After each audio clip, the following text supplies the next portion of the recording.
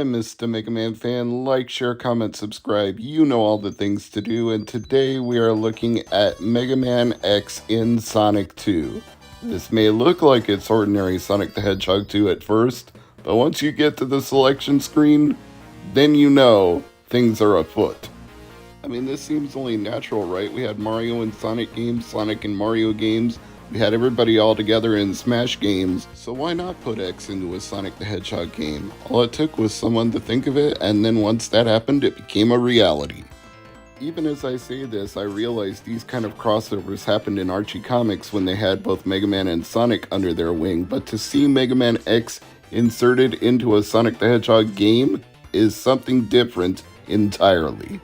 Credit for the fact this exists seems to belong to somebody named Pacca or Pacca, P-A-C-C-A, for a Sonic hacking contest. But if you go to the sonichacking.net link where it was originally hosted, the file has long since disappeared. But the good news is, the internet always finds a way. So if you type in Mega Man X in Sonic 2, you will find this in the search engine of your choice, and it won't take long. But beware, look for the actual Sega Genesis game, because this hack gained popularity so quickly that a lot of people jumped on the bandwagon and made other versions of it, like Flash games and web browser games that have nothing to do with the original Mega Man X and Sonic 2 hack. They were just hoping to take advantage of however many people would search for that and use the algorithm to bend to their will and probably get some free advertising dollars as a result, or low-cost advertising dollars, because a lot of those other Mega Man X and Sonic 2 games are really bad, really cheap. Don't play them. Play the one by Pacca or Pacca. However you say it, this is the real thing. You've probably picked up on a few things already from my footage, and I will go ahead and enumerate them here. The first problem is X can't really run loops the way Sonic did. He doesn't get that kind of momentum. Eventually, you can just force your way through it by holding right, and he'll eventually do it, but he can't just roll naturally through it. You can't roll him into a ball and then roll through. The second thing that you've noticed is that the usual Buster shot has almost no effect on any of the flickies that have been captured and made into machines by Eggman/Dr. Robotnik. The only way you can take them out is to use a charge shot. And the same goes for when you face Eggman himself.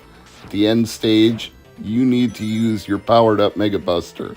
And when you've got it powered up, you're going to hear a humming sound the whole time that's really not that annoying when you're playing the X games on Super Nintendo, but somehow on Sega Genesis, it really gets on my nerves after a while. But I will at least give them credit that when you've got it fully powered up, you see everything glowing along with it. The end stage sign with X's face on it, the little one-up icon with his head on it, they all start glowing too when you're powered up. So some attention to detail there that they all match up together. I like that. And the final thing that you've probably noticed is that X controls like Knuckles whenever you come to a wall. You can do the dash jump up the wall, just hitting the jump button over and over again. And it's the equivalent of Knuckles clinging to the wall and being able to climb up and down. So I'm sure there was very minimal changes to code to make that work, but it is nice that he has that ability in the X games and he has that ability here. So again, attention to detail. And let's be honest, it's kind of necessary in some places because X can't maneuver as fluidly through these stages as Sonic could, unless you have the speed boost dash boots. Then he can do quite a lot, but even then, it's still a little reckless to control him that way. As you can see, I ran into the spikes and exploded, so maybe not so recommended. It's probably better to climb over certain areas by clinging to the wall dash jumping up, as opposed to doing a normal traversal of the stages. You kind of have to rethink your strategy. Just like when you're playing as Knuckles in Sonic 2, which I hate to make that reference again, but I'm going to be just 100% honest and say that's what inspired this, and that's where they got a lot of the code from. I would be shocked if Paka, whatever, didn't use that as the template for how to make this work. But to their credit, it certainly does. One other thing that you've probably picked up on by now is that there are no bonus stages. I think that Paka eliminated those altogether just because of the difficulty of trying to animate X's sprite running through the tubes, picking up rings. It would have looked really wonky. They probably didn't have the chops to do that kind of 3D animation, and I don't blame them because I know I don't. So even if you get 50 rings as X and cross one of the save goals, it's not going to do anything. There's not going to be a glowing circle that you can jump into. You can try all you want, but nothing will ever show up. Maybe, I could be wrong, maybe there are actually special stages, bonus stages hidden in the code somewhere, but the normal way to get to them that you would do as Sonic is not here. I was pleasantly surprised to see that X collected a weapon after the end of a stage, only I don't know what good it is. I mean, I started out in Chemical Plant Zone with it on, and it doesn't seem to be any more powerful or take out any enemies that the normal Buster Shot doesn't. So eventually, I just turned it off, and you can use the first button of your 3-button Genesis controller, or whatever you have mapped to the first button, to control that. So switch at your leisure whenever you have these power-ups, but at least as far as I'm concerned, the Viridian Drill is no better than the powered-up Buster, and in some cases actually worse, because it couldn't seem to hit these floor enemies that shoot missiles at X, or at least they would have shot them at Sonic if I were playing as Sonic, or Knuckles for that matter. But no, a charged-up Buster Shot does a better job of taking those out than the Viridian Drill.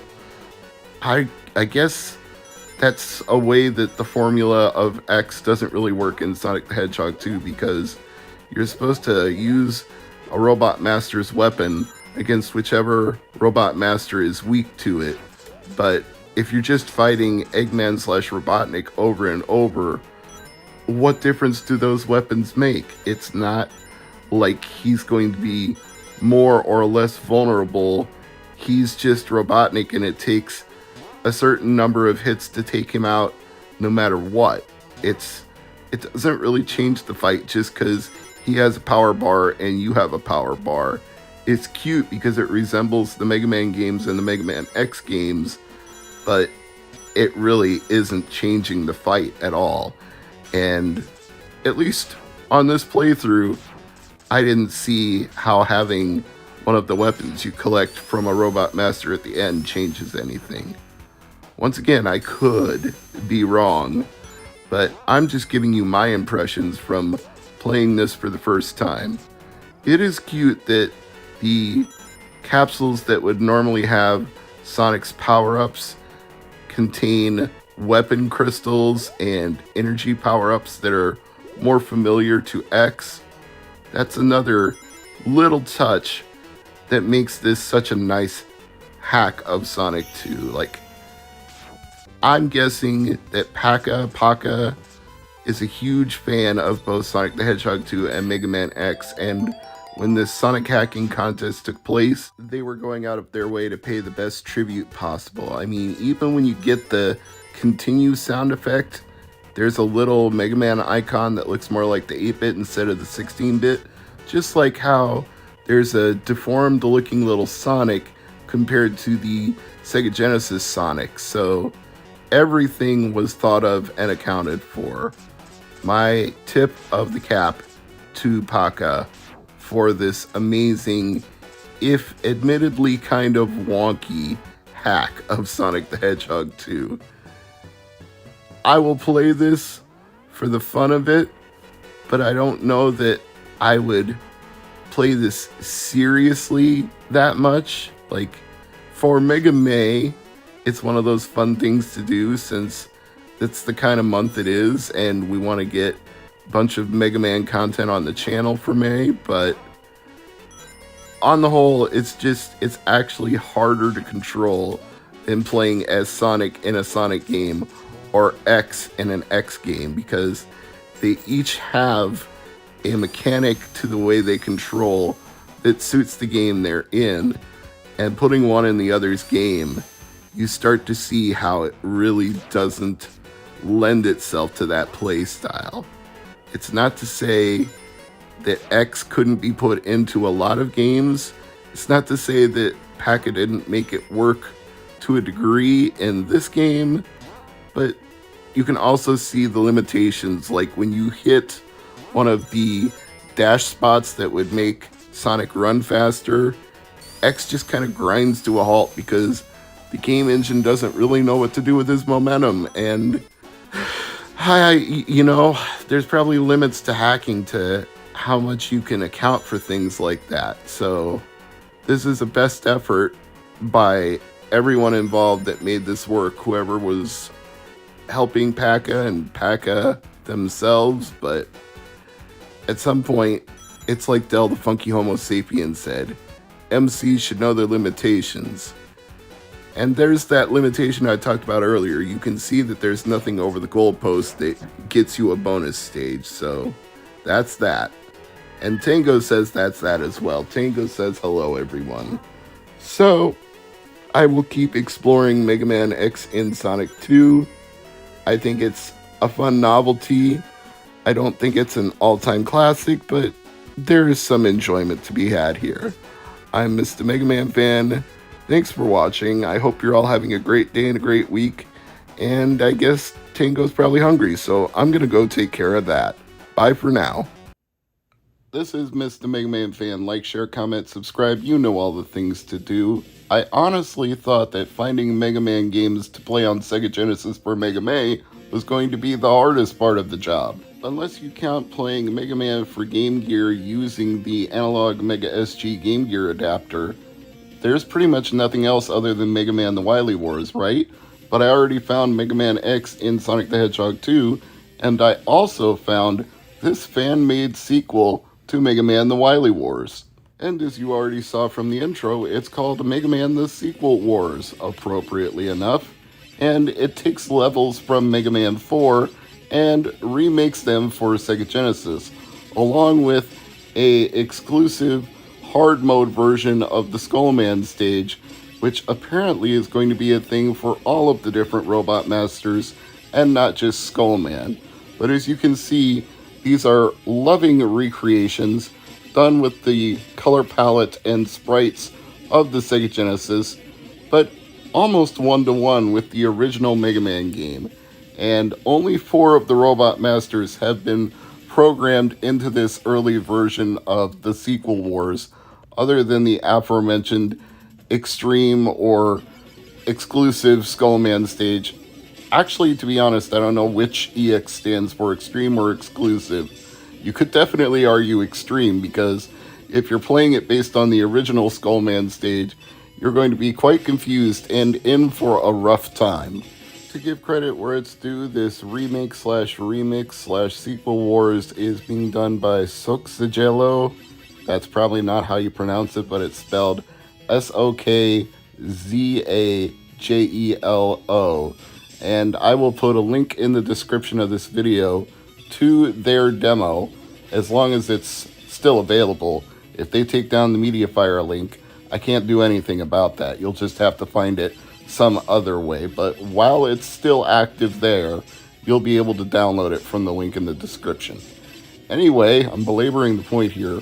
Sokzajelo is behind this project and has a team assembled to help them work on it. And I would say this team has done a very good job, because this feels like the Wily Wars. It feels like remixed music and updated 16-bit graphics, which is what the Wily Wars felt like compared to the NES 8-bit counterparts. So it is faithful. It keeps that spirit of bringing the 8-bit games to the 16-bit generation, and does so in a way that again, if you know these stages, other than the EX version of Skullman, you're going to know what you're doing. And because it's a demo version, they've put all of the different Robot Master weapons in your inventory already. You don't have to beat all the different bosses, which you can't do anyway, since obviously they're not all here.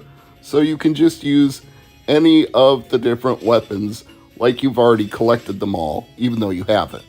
I can't really imagine how nerve-wracking it must be to work on a project like this, knowing that you're operating in the good graces of the intellectual property holders, and at any time, they could change their mind and decide to shut you down. Capcom doesn't typically do that with Mega Man games, but we know that Nintendo does with Mario games, and a lot of other intellectual property holders feel the exact same way. They view fan tribute projects as taking money out of their wallets. Even though it can be demonstrably proven that's not the case, they still feel like they have to shut down anything that wasn't done by them, made by them, sold by them, because somehow it will hurt them. And wow, I just don't see why that would be the case in Mega Man the Sequel Wars, because the Genesis is a long since dead platform, and, well, people are not going to be worrying about a remake of Mega Man 4 when there's infinitely other ways to play Mega Man 4 on Legacy Collection, on various compilations released on many, many different consoles. It's not a problem. You can play Mega Man 4. They're still making money off Mega Man 4.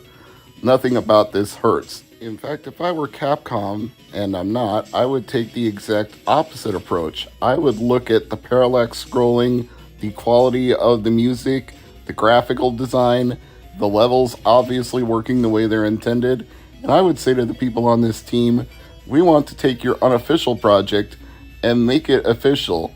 We'll even contact somebody like Retrobit Publishing and create full box art and a manual and a cartridge, and we'll release it for Sega Genesis. What do you say?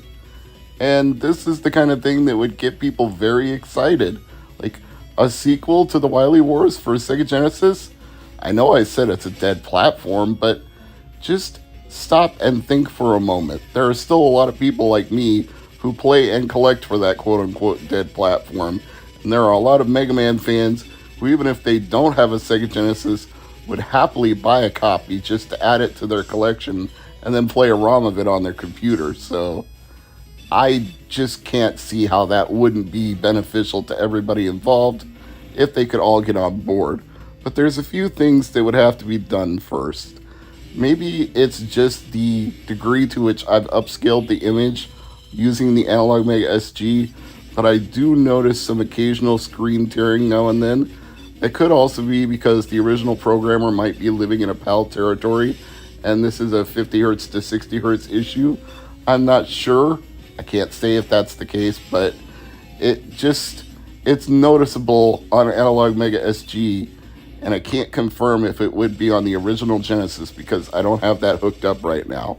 But this is designed to work on original hardware, which is why I'm running it on the Analog Mega SG, to show you that. Call it, but does it work on real hardware? And unlike what happened to me when I played Mega Man on the PC Engine, I can say this really does work on real hardware because the Analog Mega SG is a field programmable gate array console designed to mimic exactly the internal workings of a Sega Genesis. So I have no doubt that if I put this very same ROM into the EverDrive, into the Sega Genesis, it would work the exact same way as putting the Mega EverDrive Pro into my Analog Mega SG and playing it there. It'll work on your computer, it'll work in your EverDrive, it'll work on your Genesis, unless you have a really crappy third-party clone Genesis like an AtGames Genesis. Nothing on that works right, so this won't work on that either. You have to know those kind of limitations going in. But there are some other things they need to work on besides what I perceive as screen tearing, and I imagine it would be the same on any console. They also need to dial down the sensitivity of Mega Man doing the slide, because sometimes you can go into a slide when you weren't intending to and slide right into a pit or a row of spikes and kill yourself off. And I don't find I have that problem playing the real Mega Man 4 either on the original hardware or the Super Nintendo fan hack that put Mega Man 4 on SNES. Either way, I don't have that issue where I accidentally slide when I didn't mean to, so maybe dial back the sensitivity just a little bit. But it looks great, it plays great, it sounds great. This is an amazing project. And even the screen tearing that I'm talking about doesn't happen all the time. It only happens most noticeably when you're doing a transition from one area to the next, like I just did there.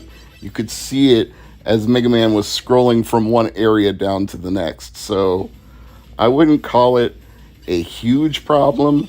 I would just call it a minor annoyance. And it could entirely be on my end. It may not be this team's fault at all. So just try it for yourself on your own hardware, whether it's Genesis or Mega SG, and see what kind of results you get.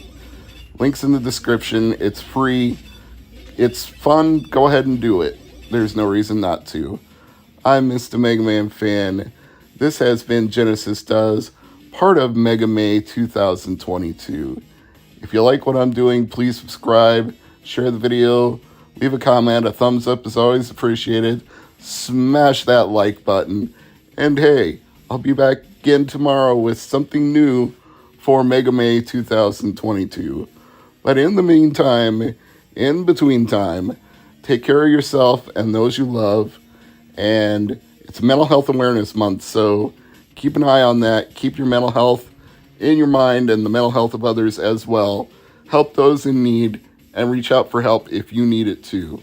We're all here for you. This is a community of love. Peace out. I'm Mr. MegaManFan. Like, share, comment, subscribe. You know all the things to do. You know, the other day I saw a video from Linus Tech Tips where they were demonstrating how to use a brand new cartridge dumper. And one of the reasons that he and Anthony brought up in the video for using a cartridge dumper is you don't want to put rare and valuable cartridges into a system too many times, because it will wear down the pins on the contacts and make it unusable.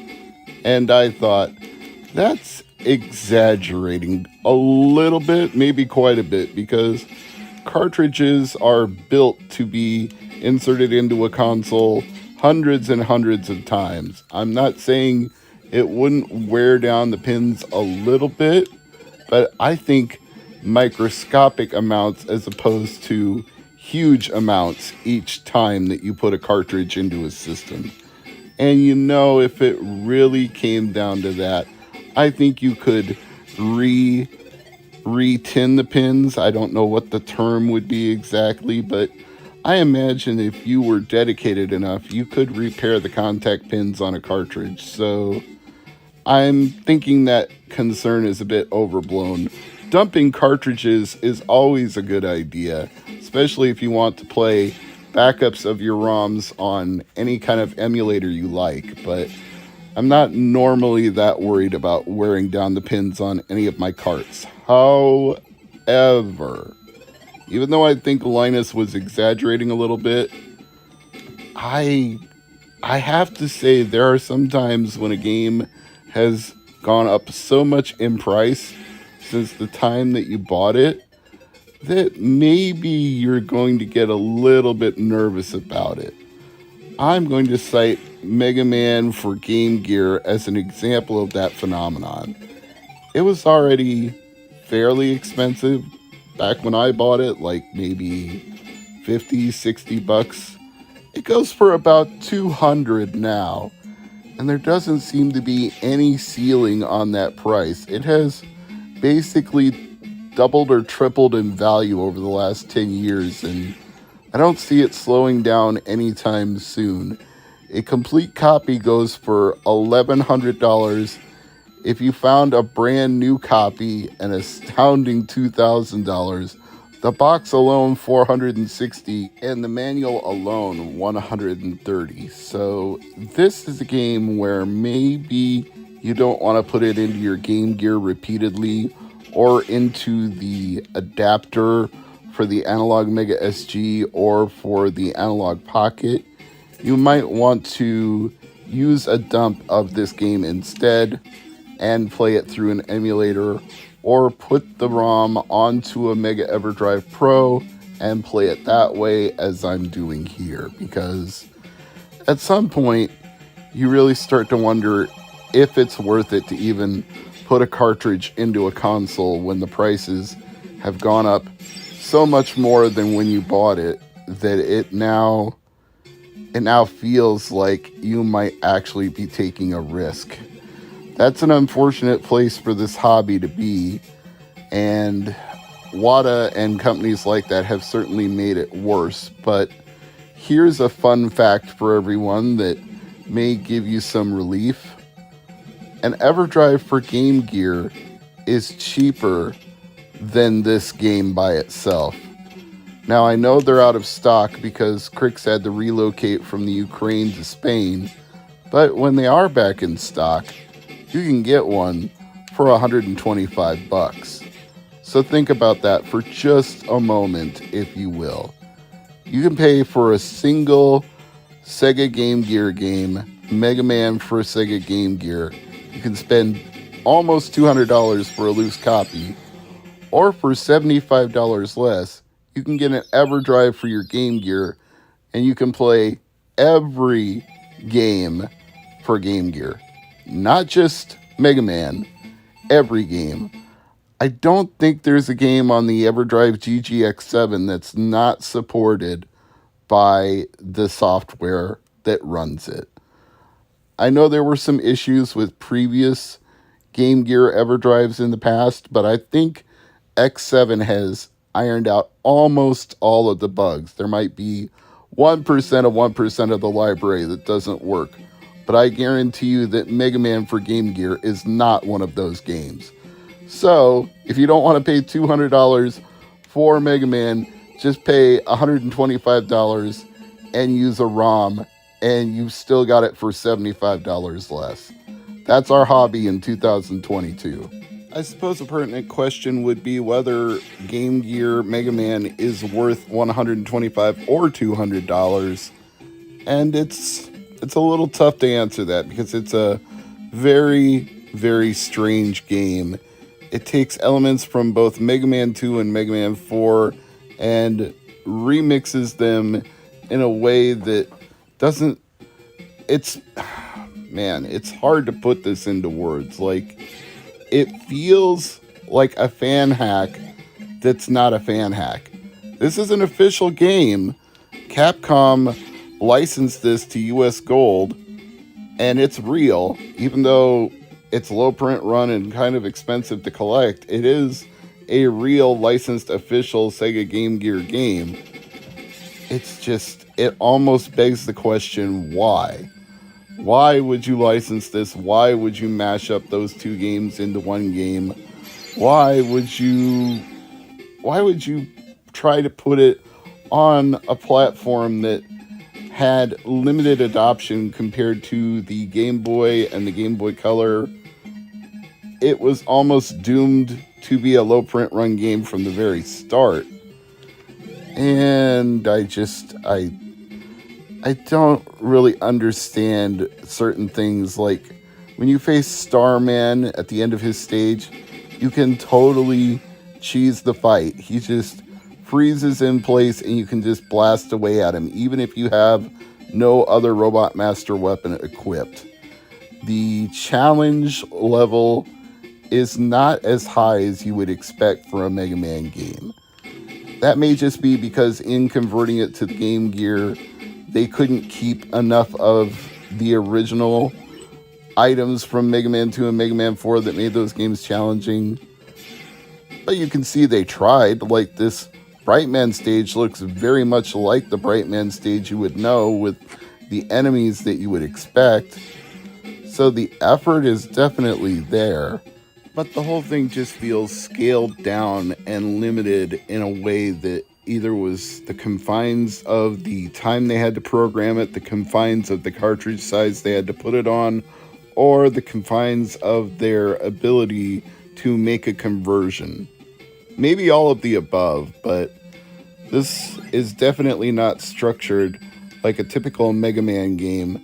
Half the bosses aren't even available from the beginning, and you only get one rush item, which is the rush coil, and it's equipped from the very start.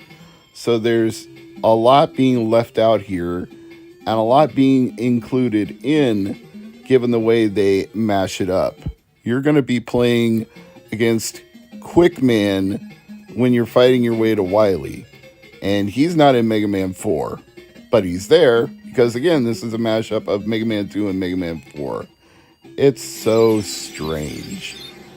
I'm just going to bottom line it and say, I don't know if you need to go out of your way to play this in any way other than emulation or an EverDrive.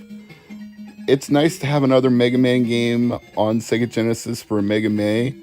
I'm glad to feature it and talk about it, but it's far from the best Mega Man game you can play. It's not the best versions of Mega Man 2 or Mega Man 4 that you can play, and it's definitely not one that really shines on the Sega Game Gear all by itself when you're not playing it on a large screen like this, because it doesn't, because of the cramped screen size and how large the sprites are. It's like all the problems with the Game Boy magnified, except it's in color now. I'm Mr. Mega Man Fan. This has been Mega Man for Game Gear on Genesis Does. Thanks for watching.